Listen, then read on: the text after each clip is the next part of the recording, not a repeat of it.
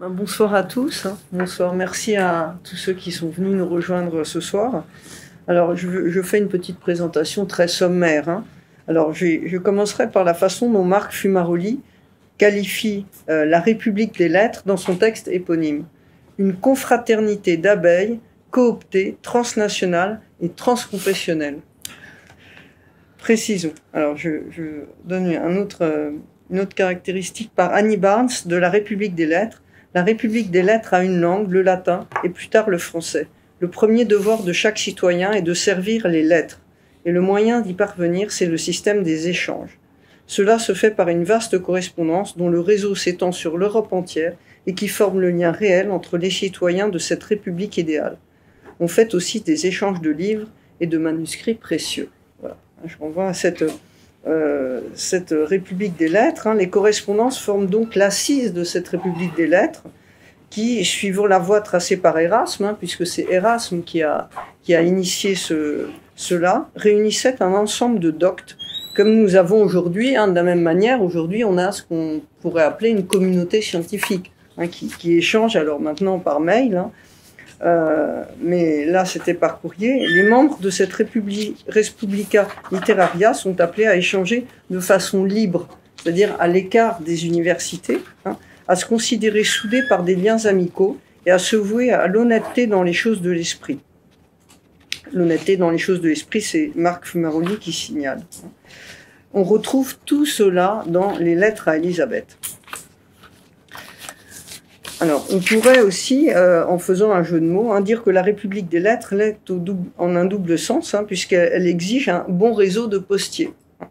On a en 1627 la création par Richelieu de ce qu'on appelle les ordinaires, les liaisons postales entre Paris et les capitales provinciales. Puis le réseau s'étendra, ça sera à partir de 1640. Alors, c'est ce déploiement du courrier qui va permettre la communication entre savants. Erasme, par exemple, échange des milliers de lettres avec 600 correspondants, on a peine à le croire. Puis après, Descartes, Leibniz s'échangera environ 20 000 lettres. C'est quand même assez incroyable. Donc, ça sera en 1576 par Henri III que le public deviendra autorisé à utiliser les moyens de poste qui ont été mis d'abord simplement au service du roi en 1477. Et un siècle après, ça a été étendu. Voilà. Donc, quelle est la fonction ? Eh bien, transmettre ses idées, interroger les autres doctes en vue d'asseoir ou non ses découvertes, assurer la cohésion des réseaux humanistes, enfin, conserver les amitiés. Telles sont les différentes fonctions du courrier postal. Donc, ce courrier se développe avant d'être modernisé chez les savants du XVIe à la fin du XIXe siècle. Concernant la correspondance maintenant, je terminerai par ce point, on peut dire que Descartes a de nombreux correspondants dont les statuts sont divers. Par exemple, Mersenne lui était utile pour être au courant des nouvelles découvertes. Il lui servait d'intermédiaire. Avec Régius, il disputait, et puis ça a mal fini. Alors, donc voilà, Descartes a divers interlocuteurs. Quel est le statut d'une lettre? Quel est le sens de l'échange par lettre? Dans quel cas a-t-on une correspondance? Alors, comme le souligne Jean-Marie Bessat dans son introduction, une lettre, c'est un peu un intermédiaire entre la discussion de vive voix, alerte, qui permet de nuancer rapidement sa pensée, et à l'autre bout, le livre qui fixe les idées. On a un peu ce statut intermédiaire de la lettre. Alors, les lettres échangées avec Élisabeth prolongent de vraies discussions, mais pourraient faire aussi un livre. Élisabeth a tant conscience de la possibilité d'une publication, du fait de la renommée de Descartes, qu'elle prie celui-ci de bien vouloir brûler ces lettres, ce qu'il ne fera pas, puisque ces lettres l'accompagnent dans la rédaction du traité des passions. On a bien ici une correspondance heureuse et fructueuse, non seulement parce que les épistoliers se correspondent, mais aussi parce que les discours de l'un et de l'autre se répondent. Voilà pour cette présentation. Je vais vous laisser la parole, Jean-Jacques Alrivi, qui a été professeur de philosophie en classe préparatoire au lycée Janson de Sailly. Voilà. Merci Eva. Bon, je vous redis le titre précis parce que j'ai eu la prétention de peser tous les mots. Descartes, le philosophe, virgule, médecin malgré lui, ceci entre guillemets, de sa correspondante, la princesse Élisabeth, point d'interrogation. La relation qu'entretint Descartes avec la princesse Élisabeth fait l'objet de nombreux travaux et colloques qui en envisagent différents aspects, l'aspect philosophique s'y taillant naturellement la part du lieu.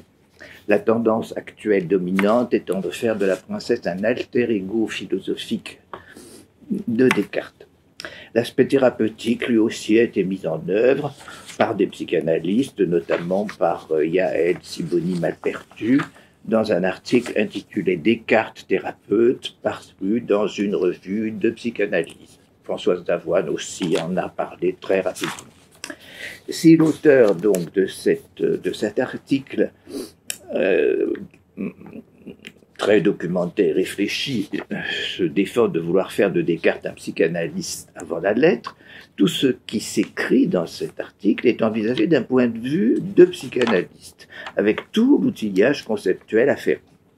Il ne s'agira pas pour nous ni de contester la tentative, ni de la redoubler inutilement, mais simplement de marquer ses limites et notre léger scepticisme, si ce n'est quant à la réussite de la cure, je mets cure entre guillemets, tout au moins aux causes de celle-ci. Sur le versant philosophique, cette fois, faire d'Élisabeth une philosophe à l'égal de Descartes ne résiste pas à la lecture de ses lettres. S'y montre clairement que quel que soit l'intérêt très vif et informé que prend la jeune femme à la pensée cartésienne dans son ensemble, et ce qui, en ces questions, relance Descartes dans l'élaboration de sa doctrine, elle demeure dans le sillage de celle-ci et ne peut, lui dit-elle, elle-même, vu sa condition de femme et de princesse, et sans doute elle ne peut ni ne veut, se consacrer pleinement au philosophe lui-même. Si donc nous énonçons Descartes, le philosophe, en y adjoignant une allusion à la célèbre comédie de Molière, c'est pour jeter un regard philosophique sur cet aspect de la relation entre Descartes et la princesse. Regard que Descartes lui-même a toujours maintenu, dans la mesure du possible, dans sa correspondance, et dont il apparaît à la lecture des lettres conservées qu'Élisabeth s'y est tenue seulement autant qu'elle l'a pu. Il se trouve en effet que la médecine s'insinue dans cette correspondance, et ce, de la part d'Élisabeth. Faut-il que je rappelle en un mot la comédie de Molière? Sganarelle, ivrogne, a battu sa femme, le voisin a voulu s'interposer, elle a dit « mais s'il me plaît à moi d'être battue », mais quand même, elle veut se venger de son mari. Et quand deux paysans arrivent en lui demandant un médecin, elle dit « voyez cet homme là-bas hein, qui taille des fagots, ben, c'est un des plus habiles médecins. Comment donc, enfin, bon, si, mais il a une caractéristique bien nette, c'est qu'il ne consent jamais à dire qu'il est médecin. Il faut lui donner des coups de bateau. Alors, comme les deux paysans ont une fille qui a perdu la parole, qui est muette, donc, eh bien, ils s'acharnent sur Sganarelle jusqu'à ce que celui-ci consente à être médecin malgré lui. Bon, je me suis permis de vous rappeler cela. Bon. La médecine, donc, c'est Élisabeth qui, dès la fin de la première lettre qu'elle écrit à Descartes le 16 mai 1643, peu après qu'ils se soient rencontrés, c'est elle qui introduit les termes qui relèvent de la médecine. Elle commence par des considérations sur la doctrine cartésienne en matière de physique, puis de métaphysique, et expose sa difficulté à comprendre comment l'âme, telle que la conçoit Descartes, peut mouvoir le corps, pour en venir finalement à ceci. Vous connaissant, ouvrez les guillemets, donc vous connaissant le meilleur médecin pour la mienne, idem pour mon âme, je découvre si librement les faiblesses de ces spéculations et espère qu'observant le serment d'Hippocrate, vous y apporterez des remèdes sans les publier. Certes, il s'agit des spéculations, mais leur faiblesse est envisagée comme maladie à guérir, ce que redouble la mention d'Hippocrate et du secret médical qui le caractérise, sans qu'on sache ce qui autorise la princesse à compter sur cette observance de la part d'un philosophe qui n'est pas médecin, et qui va en partie contre l'usage de l'époque, ou peut-être que Eva pourrait vous le dire, Les lettres étaient désormais susceptibles d'être lues par bien des destinataires autres que non pas seulement par les destinataires, mais par des personnes étrangères.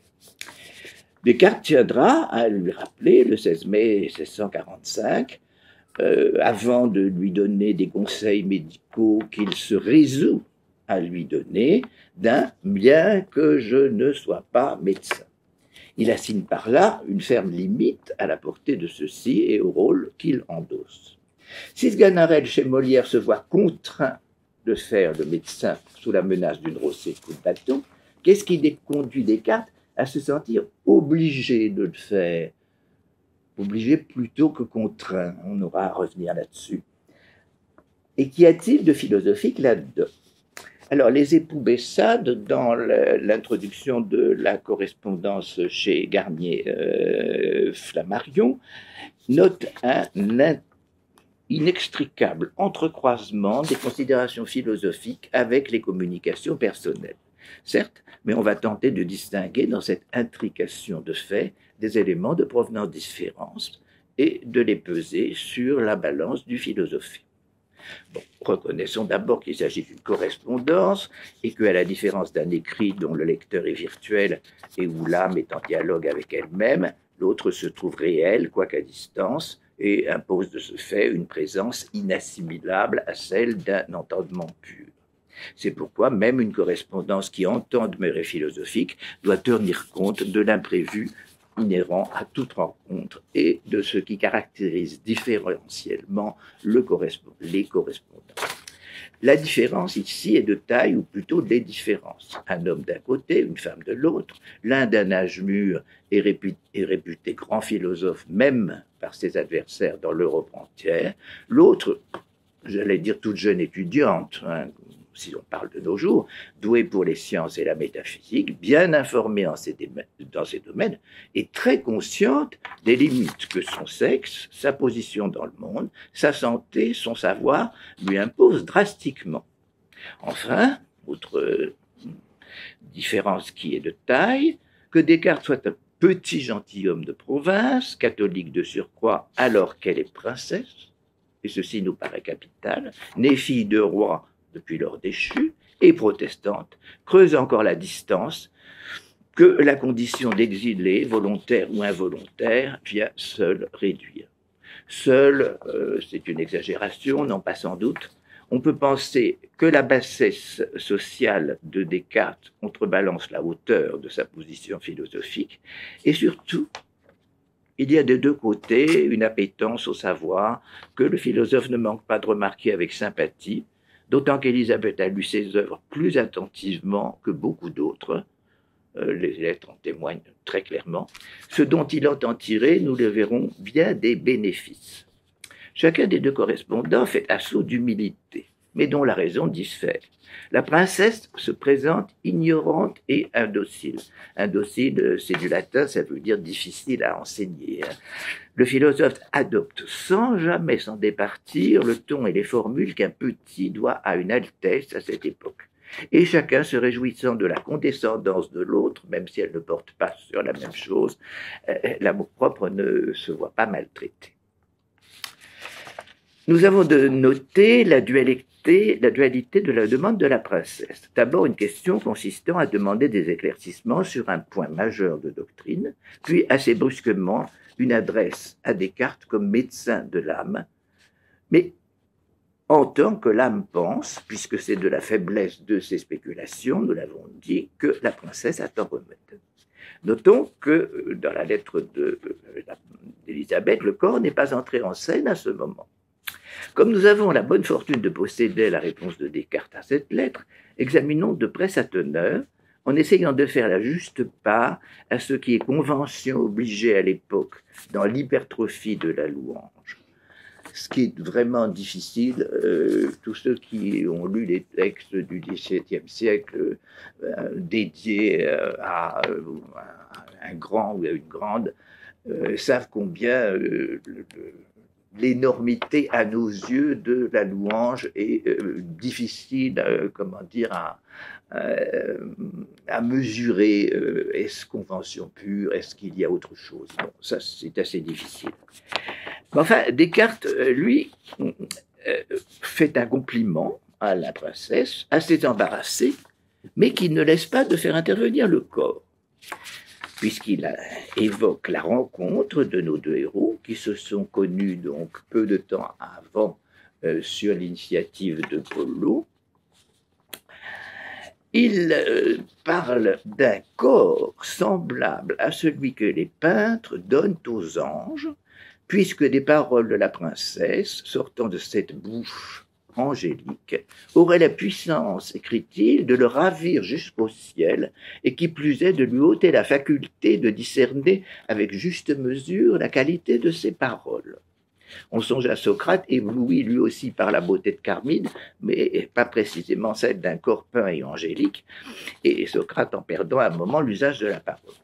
Plus astucieux que Socrate, si tant est qu'il soit séduit, Descartes se positionne dès l'abord dans le sublime, par une double interposition, celle de l'ange et celle de la peinture. Ce petit écart lui permet de renforcer la louange concernant la teneur des paroles et des pensées de la princesse, puisque celle-ci, arrivant à notre héros sous forme de lettres, il peut passer de l'éblouissement du regard, n'est-ce pas, à l'admiration pour ce qu'elle dénote de judicieux, citation, et de solide, citation. Si ce début de réponse n'est pas la plus habile des captatio des benevolentiae, qu'on aille en chercher une autre. Mais surtout, quelle est la finalité de cette captation? Au paragraphe suivant, Descartes répond à la question de la princesse en l'introduisant ainsi. Cette question est celle qu'on peut me demander avec le plus de raison en suite des écrits que j'ai publiés. C'est une citation. Car, y ayant deux choses en l'âme humaine, desquelles dépend toute la connaissance que nous pouvons avoir de sa nature, l'une desquelles est qu'elle pense, l'autre qu'étant unie au corps, elle peut agir et pâtir avec lui, je n'ai quasi rien dit de cette dernière. Fermez la citation. Et deux lignes plus loin, je tâcherai ici d'expliquer la façon dont je conçois l'union de l'âme avec le corps et comment elle a la force de le mouvoir. Je souligne le verbe concevoir, qui me paraît important. Suit le passage fameux sur les trois notions primitives implantées dans notre âme, la troisième étant celle de l'union de l'âme et du corps, que les deux premières nous font connaître comme distinctes.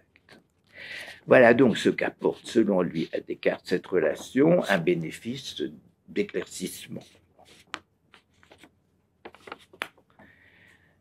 Ce bénéfice d'éclaircissement, il n'avait pas pu véritablement l'obtenir dans sa correspondance avec Régis, dont on vous a parlé tout à l'heure, puisque les relations avec Régis portaient justement sur l'essence de l'homme, mais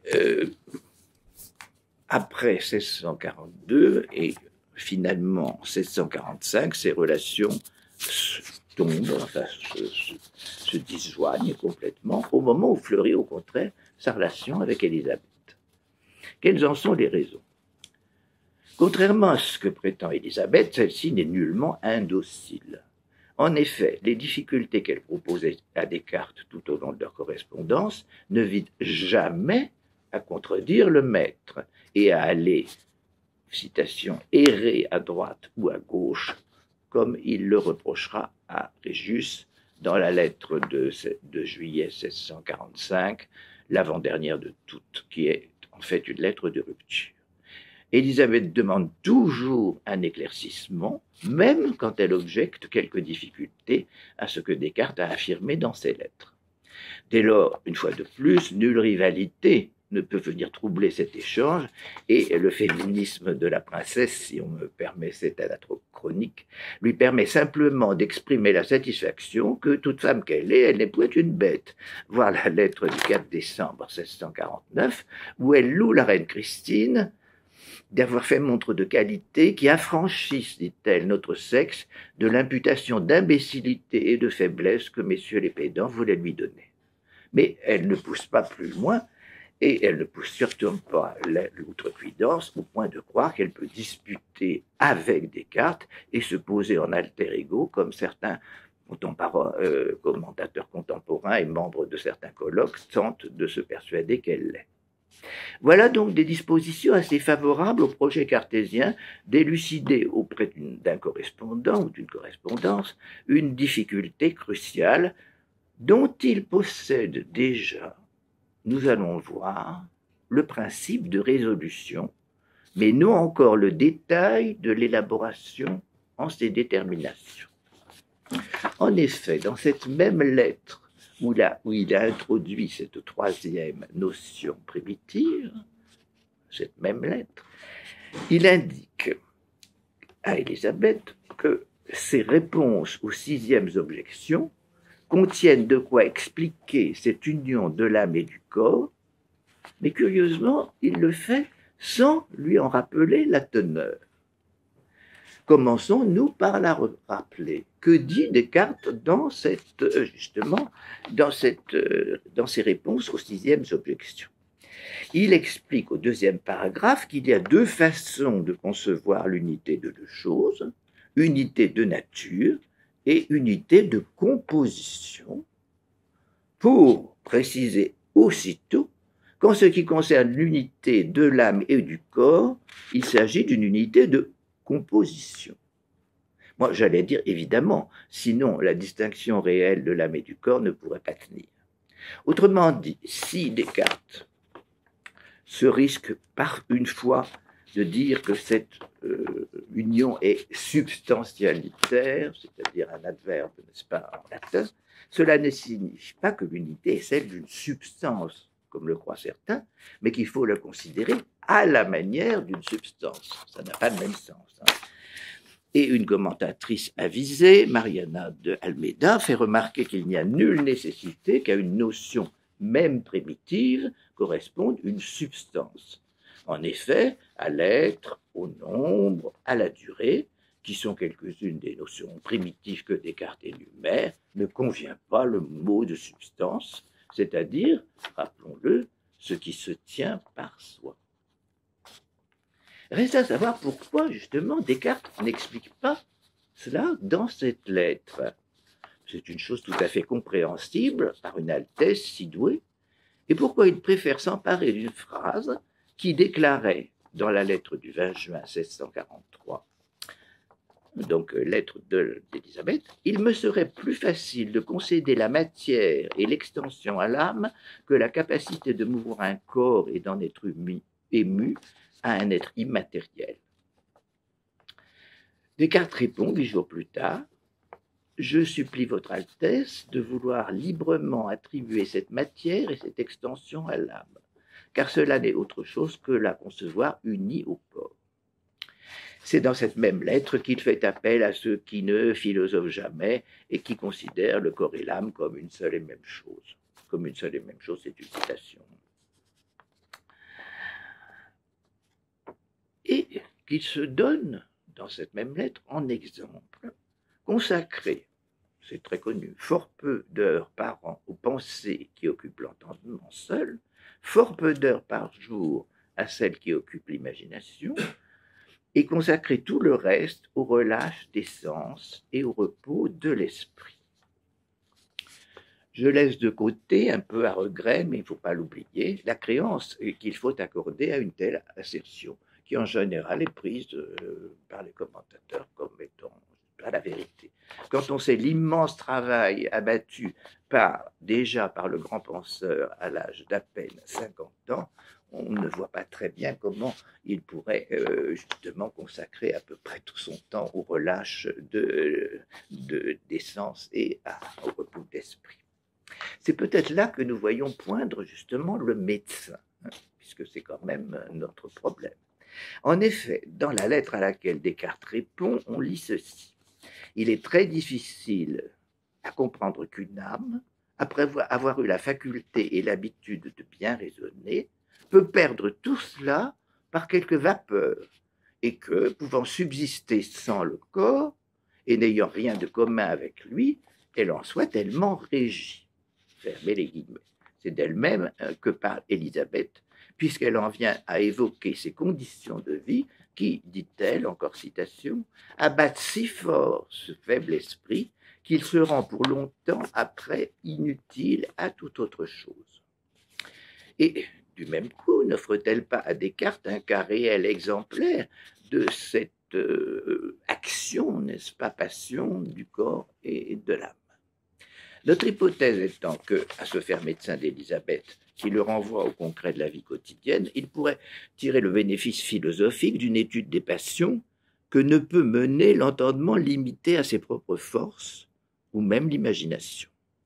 Il en prend sans doute une plus claire conscience en écrivant à la princesse, au sens où c'est dans cette même lettre qu'il énonce ce qu'il prétend être sa propre règle de vie citée plus haut.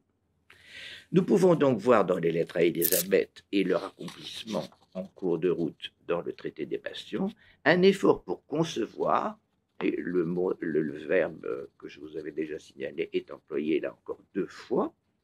Descartes n'abandonne pas ce terme dans les 2 lettres que nous examinons.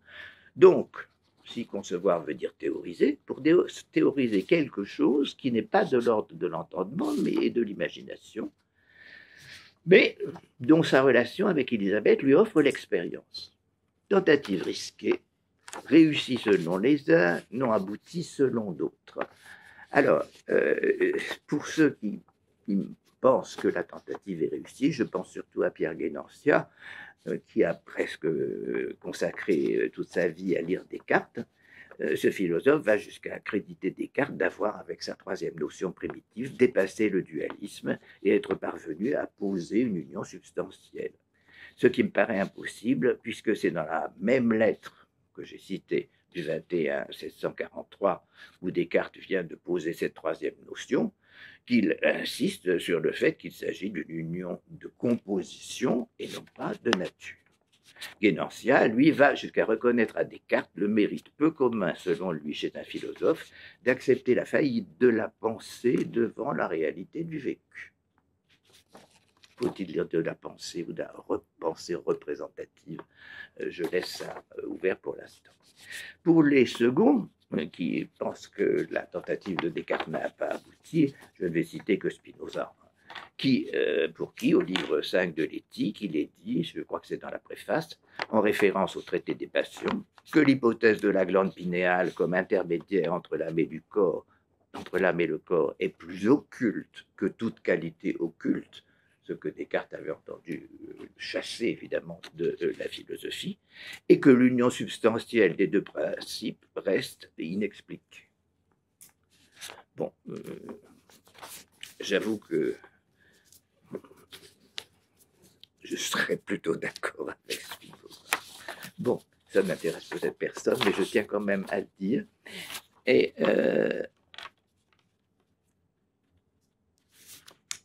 attendez, j'ai un petit problème là de... Voilà, c'est ça.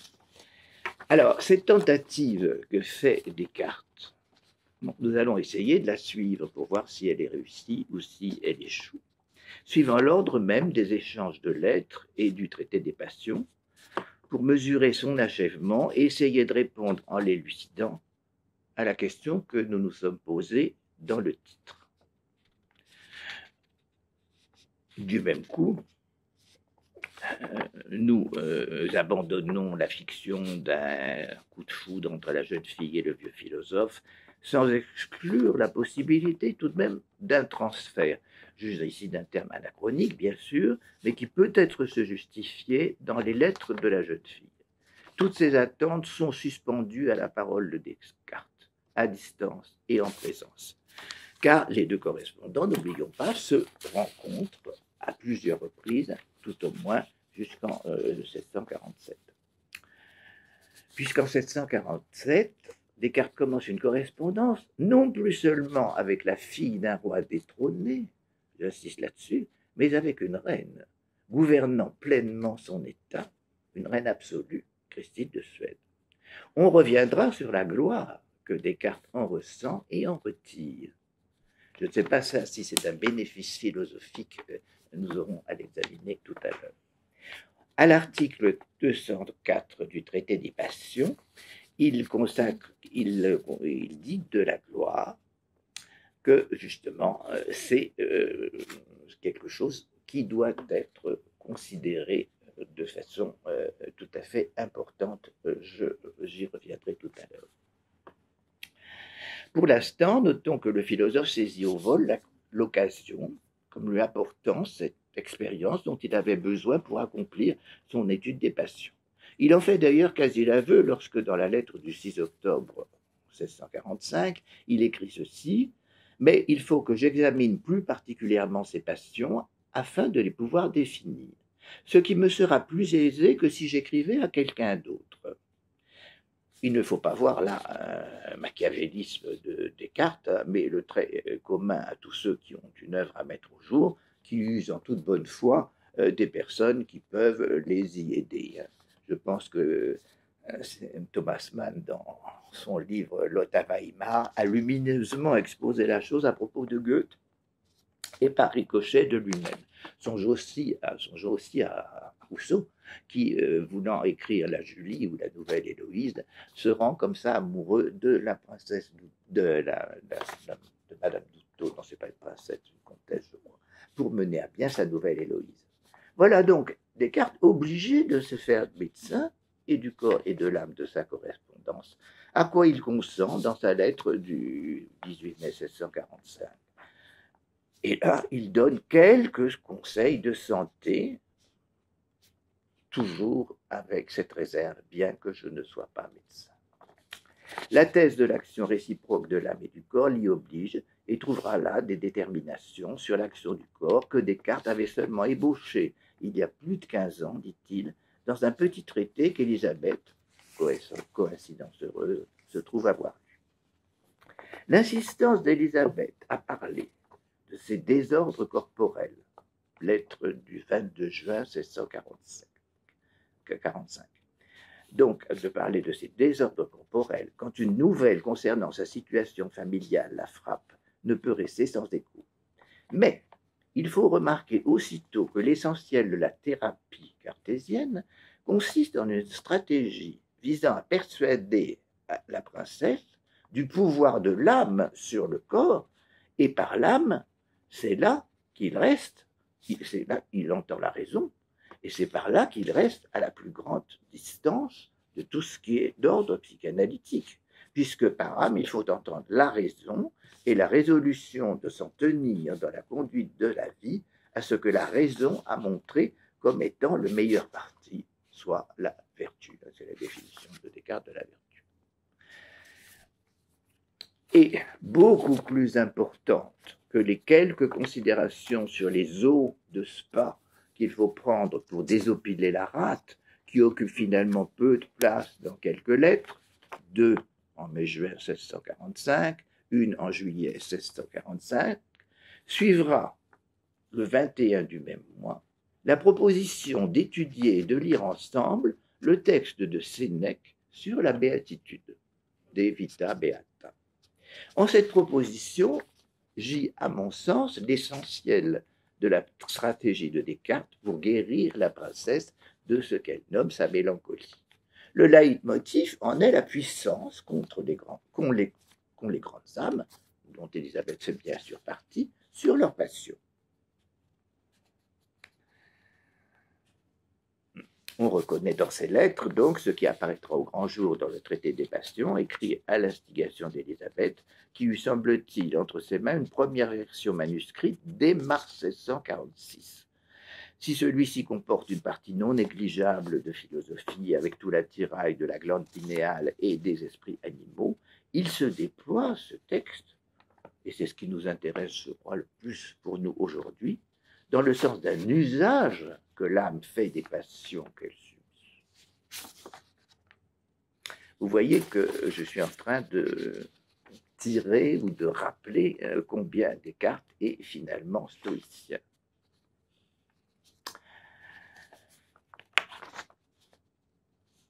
Alors, Élisabeth se plaint que l'annonce d'un nouveau malheur survient dans sa famille, mais son corps, même mon corps se désordonne si fort qu'il lui faut plusieurs mois pour le remettre. Fermez la parenthèse, fermez les guillemets. Dans cette même lettre, elle parle de la malédiction de son sexe qui l'empêche de voyager librement pour aller voir Descartes et son nouveau jardin. La réponse est étonnante. Descartes s'excuse au sens fort auprès de l'Altesse. Je ne puis plaindre son indisposition lorsque j'ai l'honneur de recevoir ces lettres, car j'y remarque toujours des pensées si nettes et des raisonnements si fermes qu'il ne m'est pas possible de me persuader qu'un esprit capable de les concevoir soit logé dans un corps faible et malade. Fermez les guillemets. Fin de non-recevoir. Que cette fin de non-recevoir soit fondée ou non, n'est pas ici ce qui nous intéresse. La suite de la lettre nous instruit clairement de ce que nous avons déjà pressenti et qui se résume à ceci. Premièrement, vous connaissez les remèdes, détournez son attention de ce qui fâche, appliquez-les avec l'adresse qui est la vôtre. Deuxièmement, on ne peut résister aux premiers troubles qu'occasionne la nouvelle d'un malheur, et ce sont les meilleurs esprits, sous-entendu comme le vôtre, qui les éprouvent le plus fortement et dans leur corps. Troisièmement, laissez passer une nuit de sommeil qui vous rendra votre tranquillité et qui vous permettra d'examiner 200 fois votre situation et même de considérer les avantages que vous pourrez en tirer. Quatrièmement, rendez grâce à cette mauvaise fortune à qui votre Altesse doit en partie d'avoir cultivé son esprit comme elle a fait. Et comme la nonchalance qu'il avait prescrite au début à la princesse pour se détourner de ses idées noires n'avait pas une influence, n'avait pas eu un effet véritable, il lui propose maintenant des divertissements d'études. Et, dès la lettre du 21 juin, prescrit la lecture commune de la Vita Beata de Sénèque, c'est-à-dire d'un philosophe stoïcien. Descartes y trouve l'occasion d'approfondir ou même d'élaborer un thème essentiel de sa morale provisoire, déjà énoncé dans la troisième partie du discours de la méthode, dont il rappelle les 3 règles dans la lettre du 4 août 1645 et que nous résumons. Premièrement, se servir le mieux possible de son esprit. Deuxièmement, manifester la ferme résolution de se tenir à ce que l'examen rationnel a jugé le meilleur. Troisièmement, considérer que les biens que nous ne possédons pas sont hors de notre pouvoir et ainsi s'accoutumer à ne les point désirer. Autrement dit, la stratégie cartésienne nous semble appartenir beaucoup plus au sermon ou à la direction de conscience stoïcienne qu'à la psychanalyse. Et je remercie Benjamin Poiret qui est ici de m'avoir fait relire récemment De la tranquillité de la vie avec une préface de Paul Veyne tout à fait intelligente sur ce point. Donc, ce n'est pas, à mon avis, une cure psychanalytique qui convient. Bon, même si on peut utiliser des termes comme ceux, justement, de transfert, d'autant que jamais quelque chose qui pourrait être du non-dit inconscient n'est évoqué dans leur correspondance.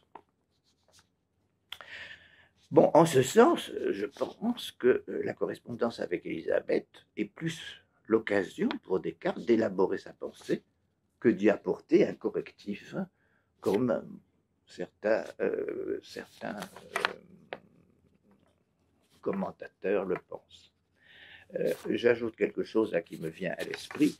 J'ai toujours été frappé que Heidegger ne parle jamais de la correspondance avec Élisabeth née du traité des passions. Il connaît le Descartes dérégulé, du discours, des méditations et des principes, mais jamais il dit d'un mot du reste. Et j'ai eu confirmation de ça par Jean-François Courtine, et on peut justement se demander pourquoi.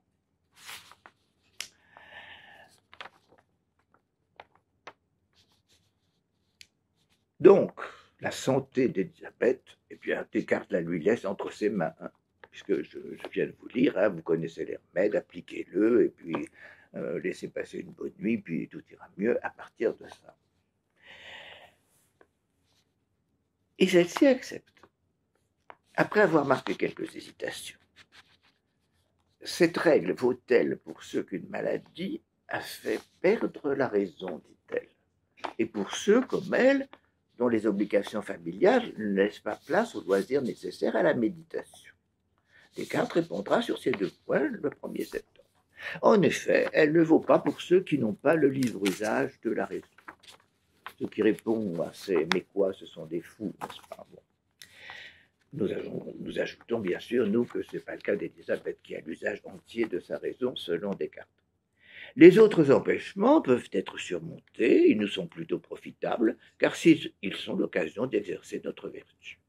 Et Descartes, loin de se laisser rebuter ou détourner, continue un dialogue où il explique Sénèque à la princesse et il en profite pour élaborer sa doctrine des passions. Et même si parfois Élisabeth a du mal à le suivre et demande un supplément d'explication, un fait demeure irrécusable. Elle ne parle plus alors, à ce moment-là, de ces mots. Serait-ce que la cure a réussi, mais la cure dont j'ai dit que c'était plutôt un sermon qu'une analyse ou une direction de conscience. Hélas, un événement extérieur va encore mettre par terre un équilibre précaire. L'abjuration de son frère Édouard, qui se fait catholique, comme les Descartes, hein, ne l'oublions pas, pour des raisons politiques. Cela lui trouble la santé du corps et la tranquillité de l'âme. La cure n'est donc pas achevée. Nous ne savons pas si la réponse tardive que lui fait Descartes presque un an après, plusieurs mois après, a ramené le calme dans cette âme tourmentée et ce corps déréglé. Car il n'en est plus question de la lettre suivante que nous possédons. Mais nous pouvons conjecturer que non. L'assassinat, en effet, d'un gentilhomme accusé d'avoir séduit leur sœur par son frère Philippe vient encore troubler sa sérénité. Et le traité des passions, qu'elle travaille sérieusement et veut emporter avec elle en Allemagne, n'est pas capable, écrit-elle, de la lui rendre, cette sérénité. Et elle réclame, en 1646, la présence du vieux philosophe qui, semble-t-il, a accepté de lui rendre visite pour que l'écrit exerce sa vertu salvatrice. Là, bien sûr, il y a un élément qui est sans doute celui de la présence de l'autre. Mais voilà qu'elle part, et elle part à Verdun. Et ce séjour lui rend la santé et la disposition d'elle-même, notamment par rapport aux médecins auxquels elle n'obéit plus aveuglément, ce dont Descartes la félicite. Descartes dispense de temps en temps quelques conseils concernant son régime, mais il se réjouit surtout qu'elle soit désormais en parfaite santé.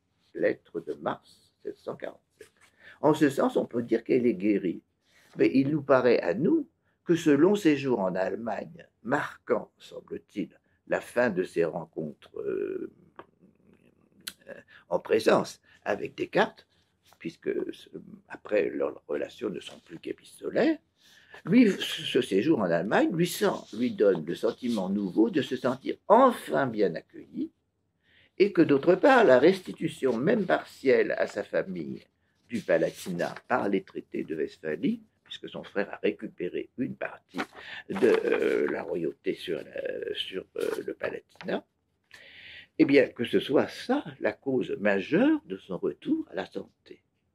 Certes, elle ne ménage pas ses remerciements pour tout ce que sa relation avec Descartes lui a apporté, et cela jusqu'au bout, mais il reste difficile d'évaluer la vertu thérapeutique de celle-ci. D'autant que le livre que maintenant ils vont expliquer ensemble, et ça sur la proposition non plus de Descartes, mais de la princesse elle-même, c'est Le Prince de Machiavel. Ce qui tombe à pic pour nos deux héros, la famille d'Élisabeth retrouve le pouvoir, tandis que Descartes se prépare à obéir au commandement de la reine Christine et de partir pour la Suède. Nous voilà loin de la thérapie, à moins de considérer que c'est la participation de près ou de loin au pouvoir qui constitue la thérapie véritable. Je vous laisse éclaircir la question. Donc, Descartes a tirer parti de cette relation avec Élisabeth pour éclaircir et affiner des points de sa doctrine, qui reste d'ailleurs, sur ce point-là, foncièrement stoïcienne. Le traité des passions en est le fruit, et c'est dans cette mesure qu'on peut dire qu'il s'est fait volontairement et non pas malgré lui le médecin de la princesse. Mais, et là j'arrive justement à une sorte de retournement final, n'avons-nous pas négligé autre chose qui oblige Descartes, ou même peut-être le contraint? Élisabeth guérit, que lui reste-t-il désormais? Bien, l'assomption ou le danger ultime se mesurait à la volonté absolue d'une reine, à laquelle Descartes, qui n'est pas son sujet, j'insiste bien là-dessus, se sent néanmoins obligé d'obéir. Voilà qui est glorieux. Et la gloire, donc je reviens à l'article 204, c'est, dit Descartes, la joie d'être loué par quelques autres. Et ici, pensez donc une reine absolue. C'est une espèce, dit-il, de l'estime de soi. Mais c'est aussi bien risqué puisque ce nouveau commerce, loin de nous enrichir d'une œuvre, comme avec Élisabeth, sauf le texte du ballet, que la reine, ballet BA de Zelleté, que la reine, elle lui a commandé d'écrire tout en le dispensant de le danser, lui vaudra la mort. Une pneumonie l'emporte, contractée dans la glaciale Stockholm, où dès 5 heures du matin, la reine n'avait pas d'autre moment disponible pour recevoir les leçons du philosophe. Il doit courir au palais, donc à 5 heures du matin.